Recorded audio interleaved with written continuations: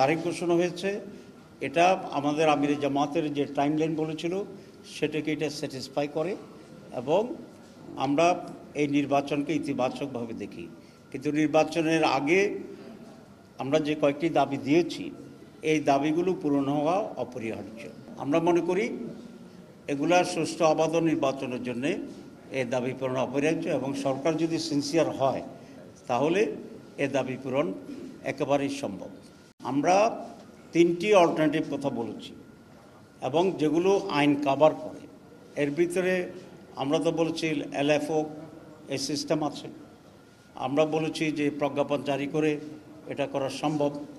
আমরা বলেছি এখানে গণভোটের মাধ্যমে এটা সম্ভব। এখানে প্রথম 2টা ইজিয়ার এবং তেমন কোনো সময় ক্ষেপণ করার কোনো প্রয়োজন নেই। আমরা আমাদের দাবি নিয়ে আন্দোলন করব, তারপরে পরিস্থিতি কী হয় কখন সেটা পরের বিষয়। আমরা মনে করি যে আইনশৃঙ্খলা পরিস্থিতি বর্তমানে যেটা বিরাজমান সেটা মাধ্যমে একটু সুষ্ঠু অবাধ নির্বাচন করা খুবই ডিফিকাল্ট হবে।